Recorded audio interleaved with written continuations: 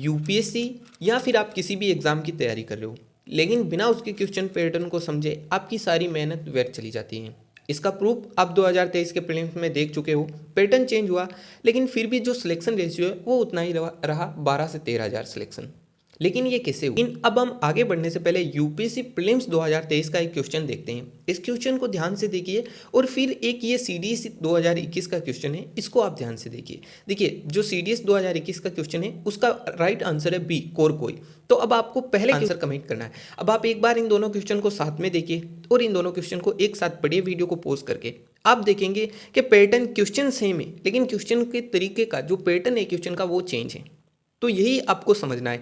अब ये आप कैसे समझ सकते हो? तो अब जो लोग एक बार क्वेश्चन और थ्योरी अच्छे से समझ गए ना, उनके लिए क्वेश्चन का फिर पैटर्न कैसा भी हो वो आराम से इसे सोल्व कर सकते हैं, जैसा अभी आपने किया पहले के क्वेश्चन में। तो अगर आपको ये पता होता तो आपके 23 के प्रीलिम्स में ये क्वेश्चन राइट होता।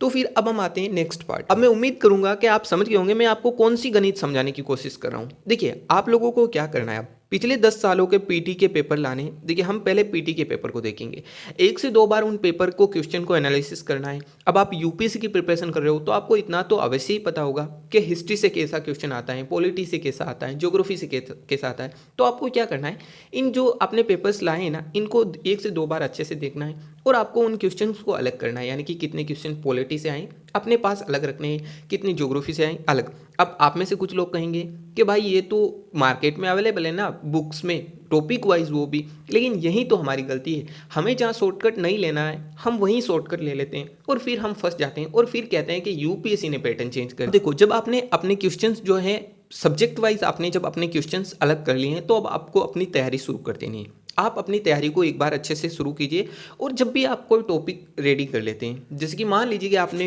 यूपीएससी में जो है पॉलिटी सबसे पहले स्टार्ट किया था और पॉलिटी में आपने फंडामेंटल राइट्स को एक बार अच्छे से समझ लिया है, पढ़ लिया, उसके नोट्स क्रिएट कर लिए।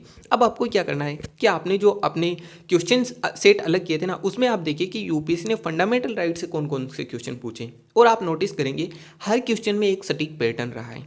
अब आपको क्या करना है कि आपने जैसे ही फंडामेंटल राइट्स को रेडी किया है ना, तो आपको क्या करना है कि आपने जो जो क्वेश्चन सोल्व किए थे उनसे थोड़ा अलग पैटर्न, खुद का पैटर्न, आपके पास एक वाइट पेजेस की बुक होनी चाहिए और उस बुक में अपना खुद का क्वेश्चन क्रिएट कीजिए। आप डिजिटल भी कर सकते हो एंड खुद के बुक में भी हाथ से रिटर्न कर सकते हो। हटकर 1 से 2 पैटर्न पर खुद के क्वेश्चन बना लेने जो बाकी के चैप्टर से भी जुड़े हो सकते हैं, लेकिन ये आप तब कर पाओगे जब आपने अदर चैप्टर्स भी पढ़ लिए होंगे, जैसे कि डीपीएसपी हो गया, क्योंकि फंडामेंटल राइट्स और डीपीएसपी में बहुत लगा होता है और यूपीएससी हर बार इनसे कुछ ना कुछ पूछती है। तो ये मैं आपको समझाना चाह रहा हूँ। तो इससे क्या होगा कि आपके पास खुद की एक सेल्फ पैटर्न बुक क्रिएट होगी जो आपके अलावा कोई अच्छे से नहीं समझ पाएगा और इससे आप फिर अपने जो पहले 10 सालों के पेपर लाए थे अपने पास में, उन पेपर्स को अब आपको एक बार फिर से सोल्व करना है।